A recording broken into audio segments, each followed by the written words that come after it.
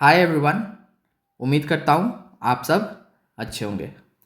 As I had promised, मैं लौट के आ चुका हूँ अपनी डोमिनेटर सीरीज़ की क्लास 4 यानी साइंस की class 1, biology class 1, classification of living organisms, जैसा कि आपको इंडेक्स में मैंने शेयर किया था। अगर आपको इस क्लास की पीडीएफ चाहिए या आप डोमिनेटर सीरीज से जुड़ना चाहते हैं तो कंप्लीट डिटेल्स डिस्क्रिप्शन बॉक्स में है, उसे पढ़ लीजिए और टेलीग्राम में आके जुड़ जाइए। तो बिना किसी देर की हम लोग शुरू करते हैं आज की class 1, the classification of living organisms. As it has been written here, classification मतलब आपको समझना पड़ेगा। जैसे कि हम लोग यहाँ पर पहला लाइन में ही देख सकते हैं, लिखा है there is a great diversity amongst living organisms, so classification is a necessity. It is not a choice, it is a necessity.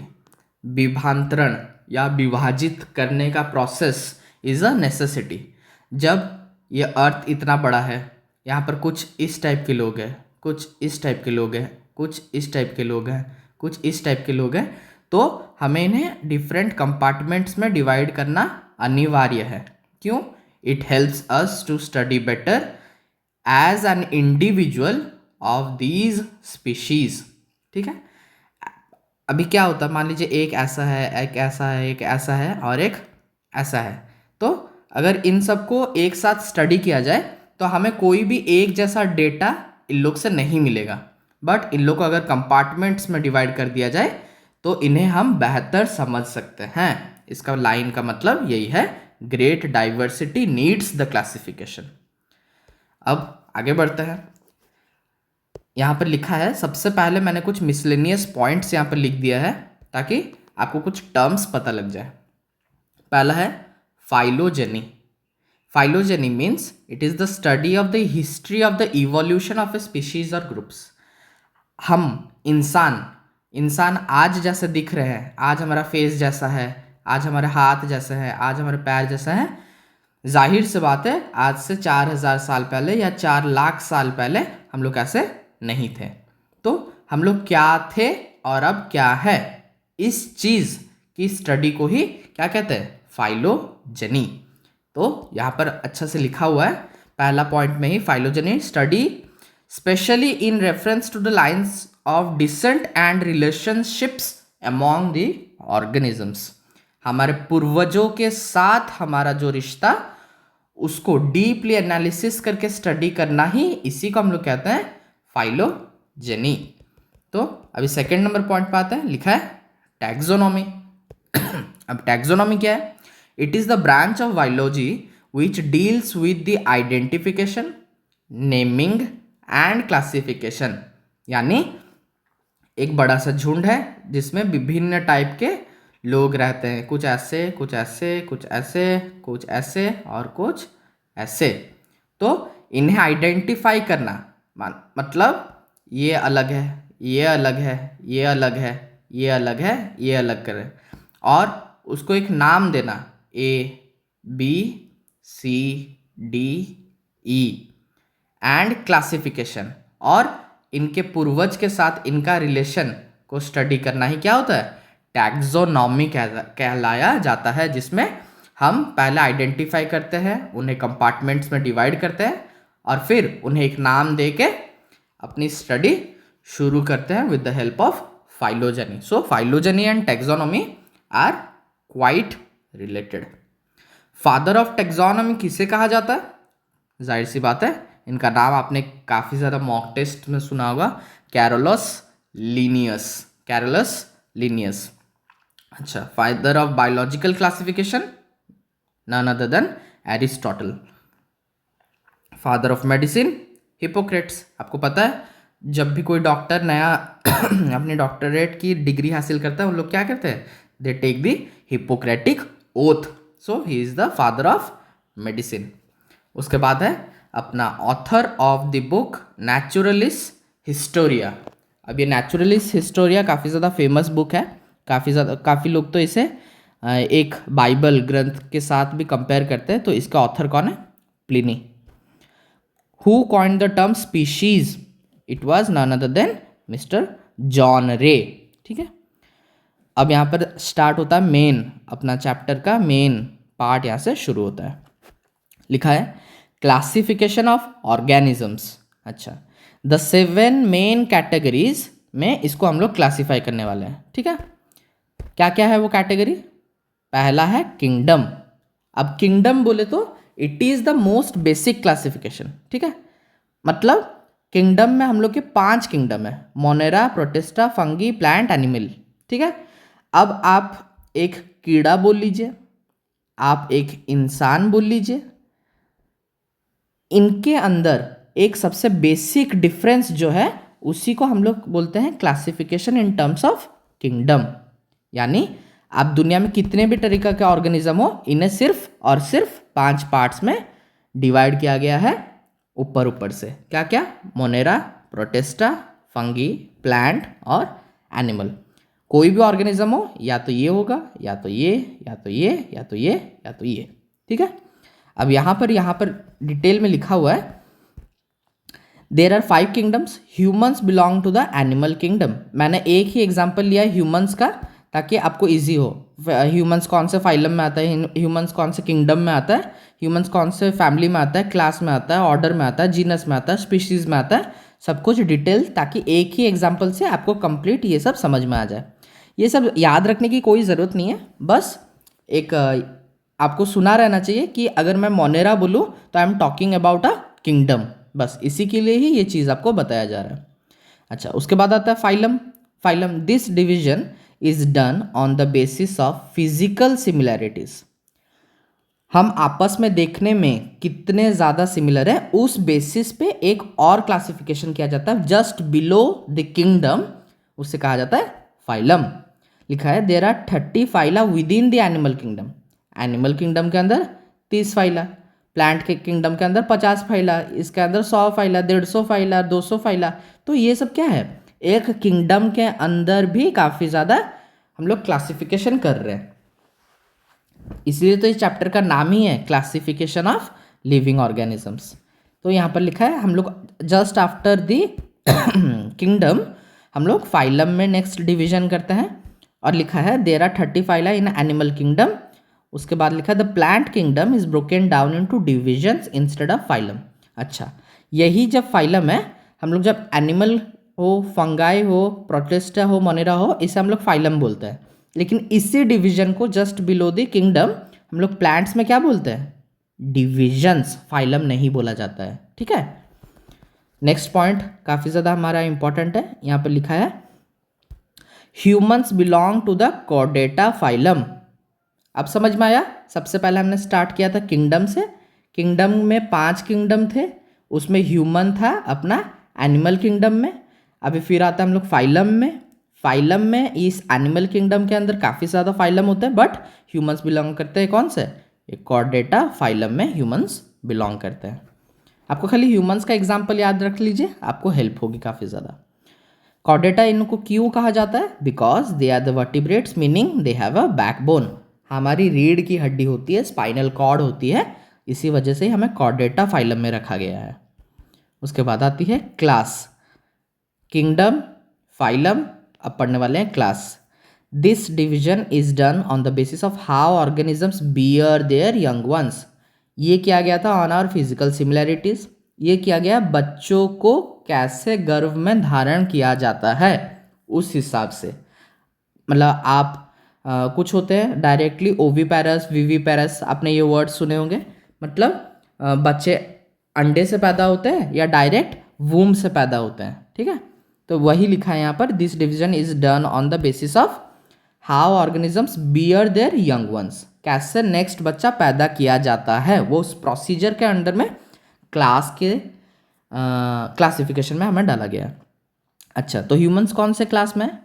Mammal class में है हम लोग। क्यों? Because they give birth to young ones and feed milk to infants. ठीक है, इसलिए हमें रखा गया है in the mammal class. Kingdom में कौन से थे? एनिमल किंगडम में। अच्छा, उसके बाद फाइलम में कौन से थे? कॉर्डेटा में। अब क्लास में हम लोग मैमल क्लास में। ठीक है, आई होप आपको समझ में आ रहा होगा। काफ़ी ज़्यादा इजी है, 2-3 बार लेक्चर देखने से हो जाता है। उसके बाद क्लास के बाद कौन आता है? क्लास के बाद आता है अपना ऑर्डर। ज़रा सा 1 मिनट रुक जाइए, मैं यहाँ पर इसे एरोप्लेन मोड में डाल देता हूँ, ठीक है। उसके बाद आता है अपना ऑर्डर। ऑर्डर, अब ये जो विभाजन है ये क्यों किया जाता है? Because we have a opposable thumb and intelligence. IQ के आधार में, इंटेलिजेंस के आधार में, और अपोजेबल थंब यानी आपका जो ऐसा 5 उंगलियां हैं। थंब फिंगर क्या होता है? थंब फिंगर अपनी इंडेक्स फिंगर को क्या टच कर सकती है, पिंकी फिंगर को टच कर सकती है, उसी को कहा जाता है अपोजेबल फिंगर, यानी 5th उंगली 1st उंगली को टच कर सकती है। उस आधार पे ही इस ऑर्डर का क्लासिफिकेशन होता है। अच्छा, जैसा हमने पढ़ा क्लास, फाइलम और किंगडम, तो ये जो ह्यूमन है, ह्यूमंस कौन से क्लास में कौन से, हाँ कहाँ गया अपना, ह्यूमंस अपनी कौन से ऑर्डर में आते हैं? ह्यूमंस आते हैं अपना प्राइमेट्स ऑर्डर में आता है, ठीक है। और एक बार रिवाइज कर लेते हैं। सबसे पहले हमने पढ़ा किंगडम, ह्यूमंस है एनिमल किंगडम में। उसके बाद पढ़ा फाइलम, फाइलम में ह्यूमंस है अपनी कॉर्डेटा फाइलम में, ठीक है। उसके बाद हमने पढ़ा KPC क्लास, क्लास में कौन से क्लास में? Mammals, KPC। उसके बाद आता है ओ से ऑर्डर, कौन से ऑर्डर में? प्राइमेट्स ऑर्डर में। तो अभी तक हमने 4 क्लासिफिकेशन पढ़ लिए। आगे बढ़ते हैं नेक्स्ट की ओर। यहाँ पर लिखा है नेक्स्ट है अपना फैमिली। दिस डिवीजन, अब ये विभाजन किस आधार पे किया जाता है? This division is done on the basis of sharing of certain adaptive traits and common ancestry. कौन किसका पूर्वज था, कौन किसका रिश्तेदार था, उस आधार पे एक विभाजन किया जाता है जिसे कहा जाता है अपना फैमिली। अच्छा, अब ह्यूमंस कौन से फैमिली में आते हैं? Humans come in the Hominidae family. Homo erectus, Homo sapiens, Homo neanderthalensis, Homo Australopithecus.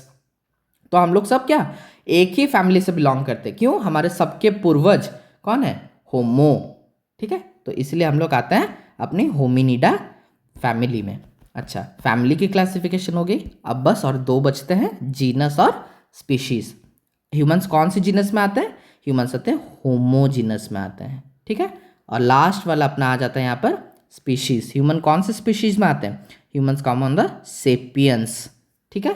इसलिए तो हम लोग नाम हमेशा लिखते हैं ना ऐसे, होमो सेपियंस। ये होमो क्या है? ये होमो है अपना जीनस, और ये सेपियंस क्या है? ये अपना स्पीशीज। उसी के बारे में यहाँ पर हमने एक डिटेल में एक नोट बना के लिखा है कि scientific names are binomial. Binomial यानी जैसे होमो सेपियंस 2 भाग में से लिखा गया, लिखा binomial 1 2, binomial because they are made of 2 names, Homo sapiens. The first name is always the organisms genus, जैसे कि बताया, and the second one is always the क्या? स्पीशीज।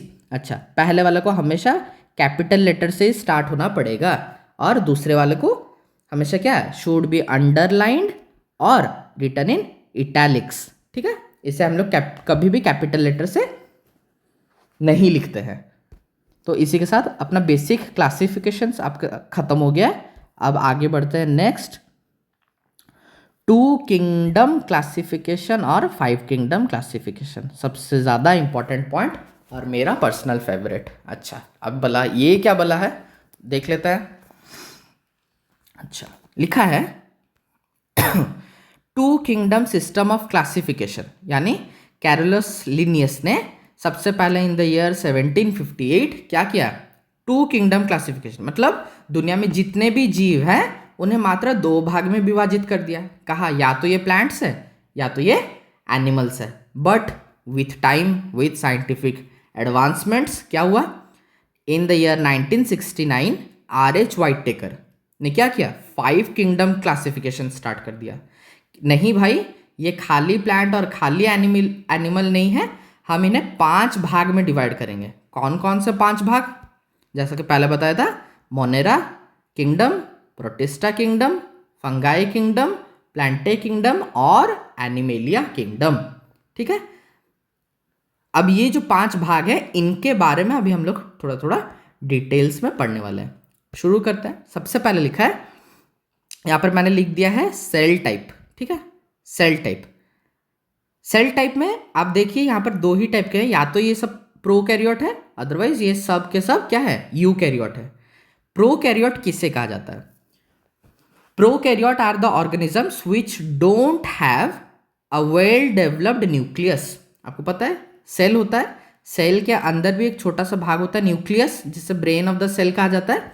जिनके पास ये प्रोकैरियोट्स के पास ये न्यूक्लियस नहीं होता, उन्हें हमें क्या कहते हैं, प्रोकैरियोटिक।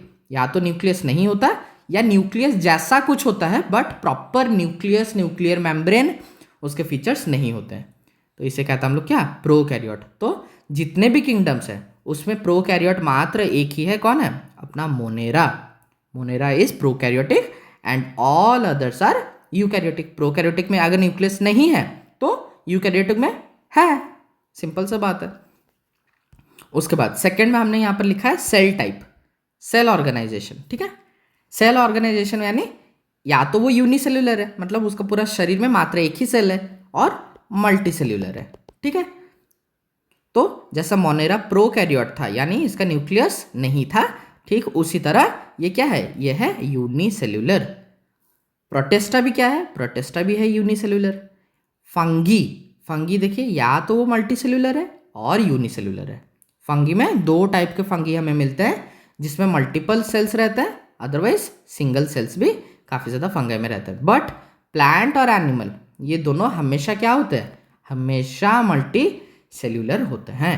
ठीक है, उसके बाद ये टेबल बस अपने दिमाग में छाप लीजिए। लिखा है सेल वॉल। अच्छा, सेल वॉल क्या है आपको पता है? सेल वॉल किसका होगा आप खुद सोचिए, जिसका एक सेल होगा उसी का ना सेल वॉल होगा।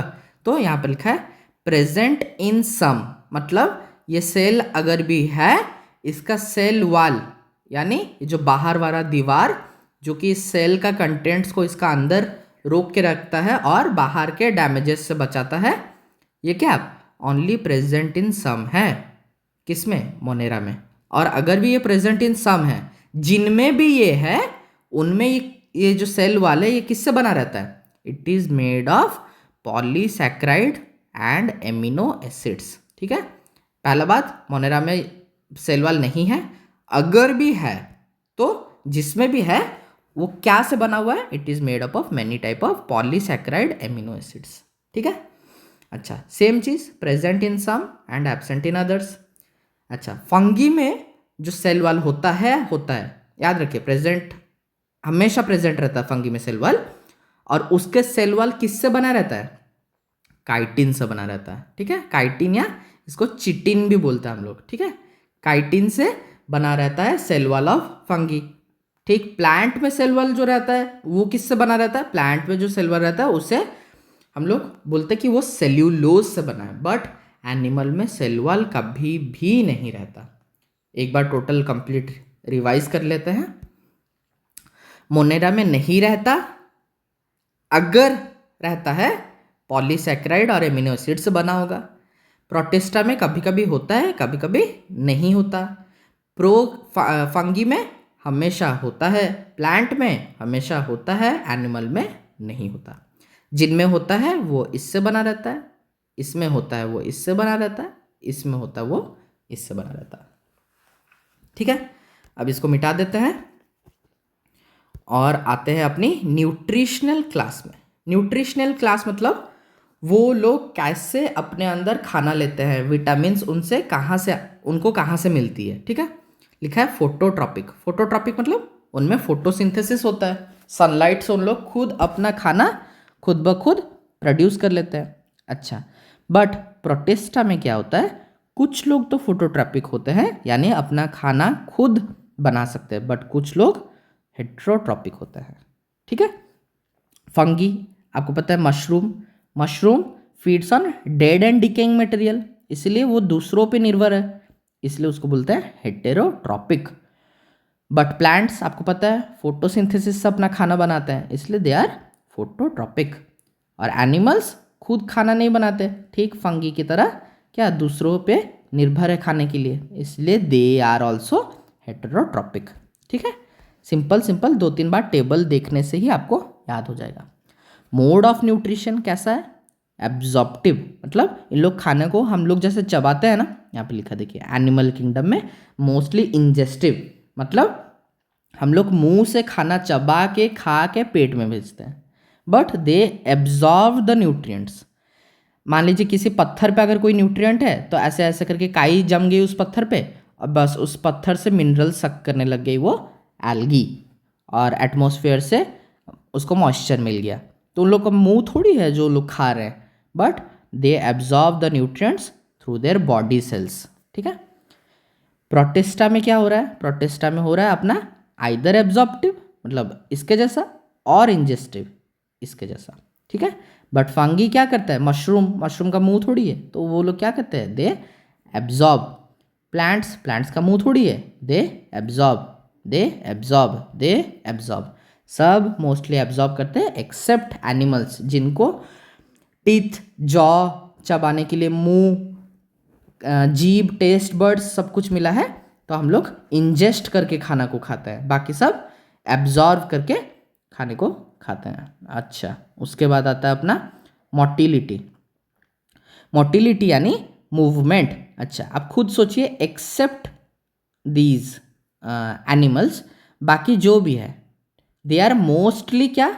दे आर मोस्टली नॉन मोटाइल, यानी वो एक जगह से दूसरी जगह नहीं जा सकते हैं। क्यों? अरे सिंपल सी बात है, उनके पास पैर थोड़ी है हमारे जैसा, तो वी आर मोस्टली मोटाइल, और बाकी इनमें कुछ कुछ एक्सेप्शंस होते हैं, बट हमें वो जानने की कोई ज़रूरत नहीं है। उसके बाद एक एक एग्जाम्पल मैंने सबकी यहाँ पर लिख दी है। अपनी मोनेरा की ये कुछ एग्जाम्पल्स है, उसके बाद ये अपने प्रोटिस्टा की कुछ एग्जाम्पल्स है, उसके बाद यहाँ पर फंगी जिसमें moulds, mushrooms, stools, Puccinia, Rhizopus, puff balls हैं, और प्लांट किंगडम और एनिमल किंगडम तो हम लोग आगे बढ़िया सा डिस्कस करने ही वाले हैं। ठीक है। यहाँ पर कुछ कुछ एग्जाम्पल्स मैंने लिख दिया। अब लास्ट पार्ट में हम लोग आ चुके हैं, जिसमें हम लोग लिख रहे हैं क्या? इनके बारे में कुछ कुछ एक्स्ट्रा फैक्ट्स। मोनेरा के बारे में एक इंटरेस्टिंग फैक्ट यहाँ पर मैंने लिख दिया है। लिखा है, some bacteria are parasites and other live as symbionts. यानी ये जो अपना मोनेरा है, मोनेरा में क्या होता है? Basically Monera contains algae and bacteria. ठीक है। अच्छा, इनमें से कुछ बैक्टीरिया होते हैं पैरासाइटिक, यानी ये जिसके पास जाएंगे खुद तो उसमें से अच्छा चीज़ ले लेते हैं, लेकिन दूसरे को कुछ नहीं देते, उसका हानि करते हैं। They make a loss on them. But कुछ बैक्टीरियाज ऐसे होते हैं जो सिम्बायोएंट्स होते हैं, यानी कुछ देते हैं बदले में कुछ लेते हैं और बढ़िया से जीते हैं। तो वही लिखा है, मोनेरा में दो टाइप के बैक्टीरियाज होते हैं, एक पैरासाइटिक जो हानि पहुंचाते हैं, और एक सिम्बायोएंट जो मिल के रहते हैं। ठीक है। मोनेरा के बाद आता है अपना क्या? प्रोटिस्टा। प्रोटिस्टा के बारे में हमने यहाँ पर 2 पॉइंट्स लिख दिया है। पहला, they are the chief food producers in the oceans. Ocean में इतना खाना आ कहाँ से रहा है? मछलियाँ क्या खा के वहाँ पर जीवित है? क्या खा के जीवित है? Because some protist are parasitic, some are symbionts and others are decomposers. Mostly इन लोग कौन है? यहाँ पर मैंने लिख दिया, रुकिए कहाँ गया वो, हाँ यहाँ पर है। देखिए यहाँ पर ये वाला पॉइंट में लिखा है ना, यूजुअली ना ये एक टाइप का ऐसा प्रोटिस्ट है जो कि बोथ प्लांट और एनिमल के कैटेगरी में गिरता है। ठीक है। और मैं जो यहाँ पर बोल रहा था, they are the chief food producers in the oceans, उन्हें हम लोग क्या बोलते हैं? उन्हें हम लोग बोलते हैं फाइटोप्लैंक्टन्स। और जो लोग ये इसको खाते हैं उसको क्या बोलते हैं हम लोग?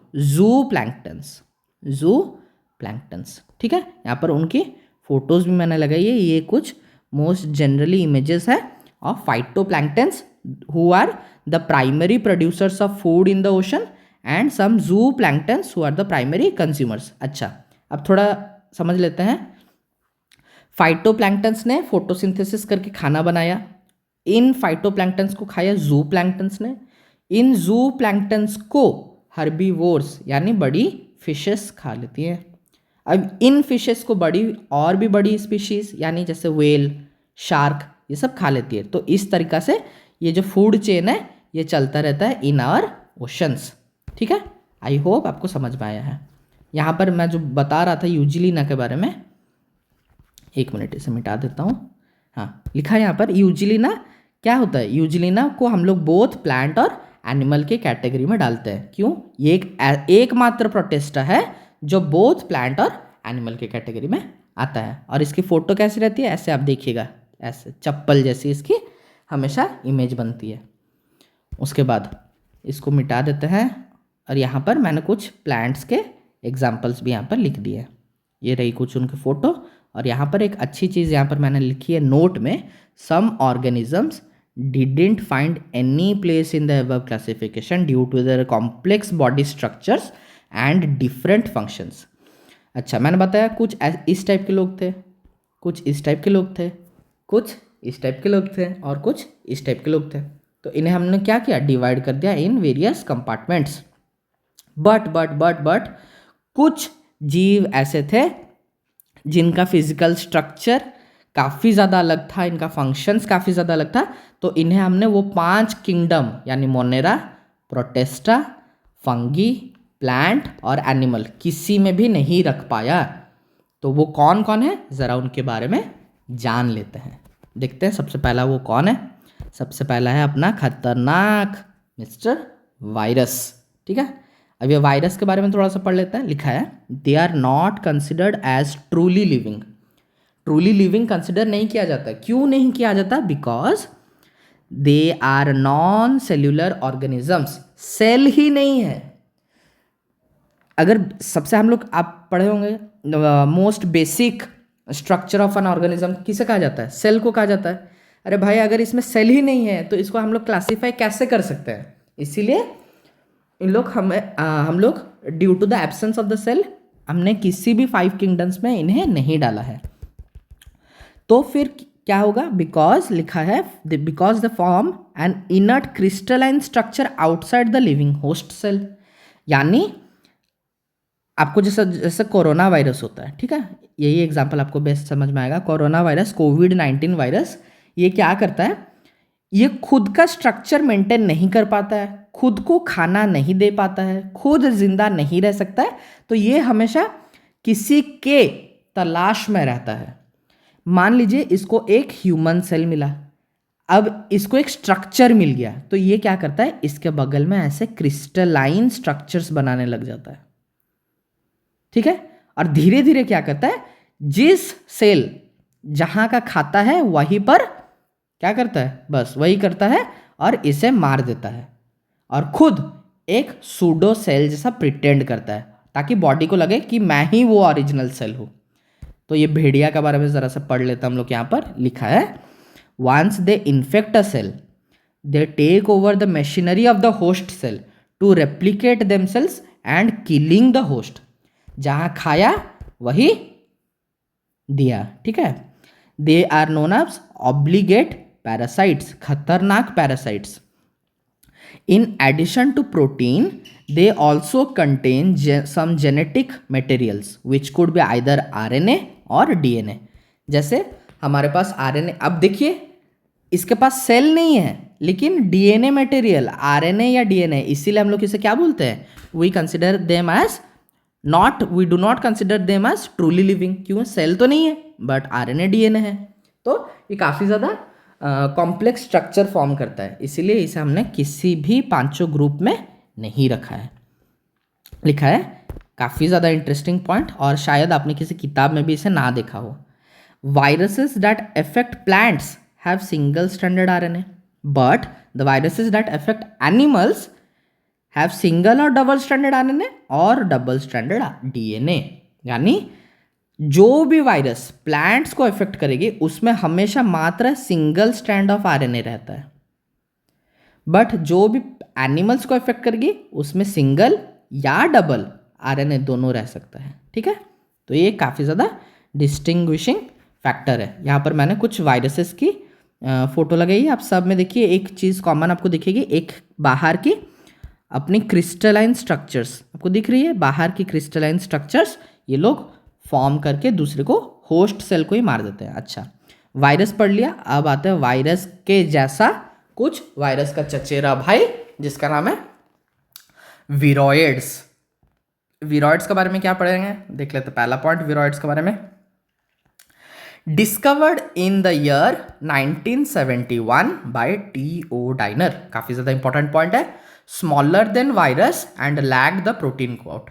वायरस जैसा ही होता है, बट वायरस में जो बाहर का प्रोटीन कोट रहता है, इसमें वो भी नहीं रहता। ये कौन सा डिजीज कॉज करता है? They cause potato spindle tuber disease.